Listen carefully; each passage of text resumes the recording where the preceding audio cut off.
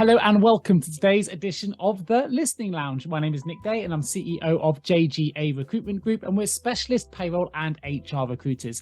Now, they say the quieter we are, the more we hear, and that listening is the secret to discovering the greatest of stories. So sit back, relax, and enjoy today's fantastic guest. Today, I'm joined by VP of People and Culture at Workramp, Meredith. Now, Meredith possesses over 19 years of experience identifying and developing potential. And during this time, I think it's fair to say she's learned a number of valuable lessons, but one in particular that stands out above all the rest.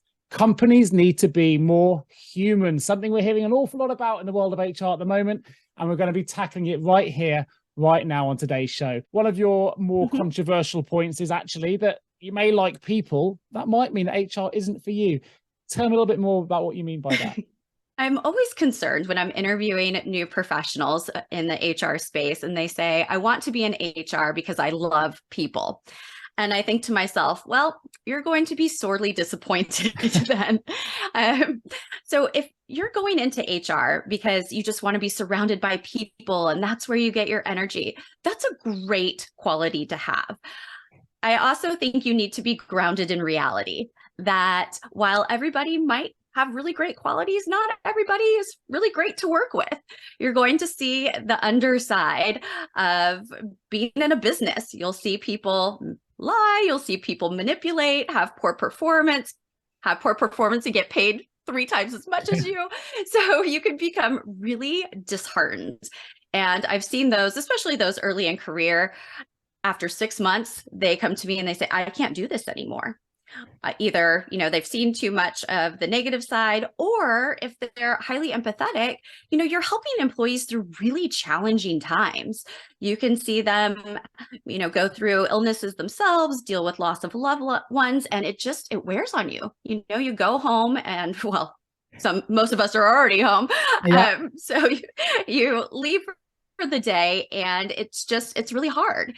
So you have to go into HR with a healthy balance of wanting to be there for people, wanting to influence, wanting to coach, wanting to help, but also know that it's not always going to be pretty.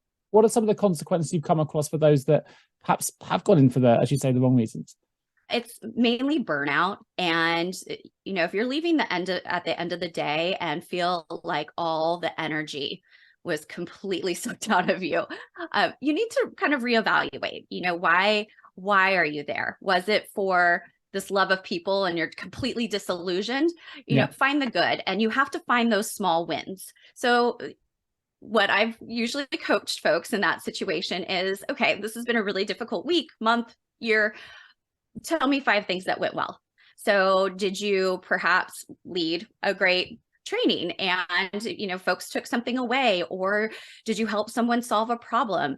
Maybe you evaluated something in the business and made a suggestion. So finding those small wins and putting those all together will help you out, because HR can be a thankless job. We're behind the scenes kind of influencing and making things happen. It's not this sexy role like the go-to-market friends, right, who are out there making all the sales. So you really have to find what is intrinsically motivating to you. And usually it's those small things that you can build upon. So I encourage my team to do an evaluation at the end of the week, 5 minutes, write down what they're really proud of for that week, their accomplishments, what challenges they overcame. So they can look back on those bad days and say, no, there's a lot of good here too. You get a lot of reports saying we need to create a workplace culture where you feel comfortable enough, it's psychologically safe enough, we can bring our whole selves to work, right? But I think that throws up an interesting challenge, because from listening to what you've said, I would also argue if you bring your whole self to work, it makes you quite vulnerable potentially, because you're going to take your whole selves back again. So in terms of that coping strategy, often we've got different identities. And I know that this is a lot of work that I'm sure you've done with your own team, but I've got the Nick at the podcast host, I've got Nick, the MD, Nick, the dad, Nick, the father, if I'm being strict, whatever it might be. What's your thought on that concept then of being comfortable enough to bring your whole self to work? You want to help others, or does that in the world of HR in particular lead us into a dangerous space of vulnerability? I think it's okay to be vulnerable. Okay. And what I mean by that is, for example, with my own team, I try to tell them, today is a really rough day. I've definitely cried in team meetings. Okay. And, showing them that I'm a leader, but I'm also human and things do impact me. I think that allows your colleagues, your team, those with whom you're working, to let their guard down a little bit and understand that it's okay to have feelings and emotions. Now, my disclaimer, my little asterisk is in a professional, productive way, right? If you're doing that every day, we probably need to evaluate, what's going wrong. Is this the right role for you? But bringing your whole self to work for me means that I can be myself. I can joke around. I can have a personality. And I've worked in a financial services organization where I felt like I had to literally put a mask on every day and be this professional robot. We've morphed now into, we can, bring our personalities to work, talk about things that are interesting to us and motivating to us, and be able to show when, maybe things aren't going right. And I think that helps everyone out with that imposter syndrome that we all have as well. From your experience, what's the, you've obviously had to go into new businesses like Workramp. Tell me about some of the experiences you've had in going in and sort of trying to understand a culture, but then also change it if it needed changing to make it more empowering, more belonging, which I know are things that you're really passionate about. Tell me a little bit about your own journey there in that move. Yeah. So I think something executives and leaders do wrong is come in hot with some kind of idea of what they want everything to be and try to implement it quickly. So my methodology is to observe. How am I seeing people interact in meetings? How am I seeing leadership share business results and share what's going on in the business? What do I see with people? What are they doing with that information? And how are they interacting? Are they giving each other direct feedback? Is it more like whispers in the corner? And after observing, I kind of come up with my own idea of what the culture is and what gaps there might be.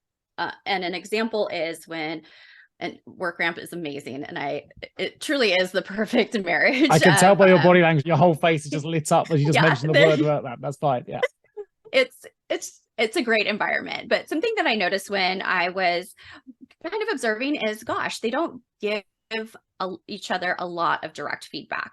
There is some, but we could do more. So that was something that after observing and kind of gut checking myself with some other leaders and even individual contributors, asking them what they thought about that, I realized that we had the opportunity to enhance that to become a more feedback rich culture.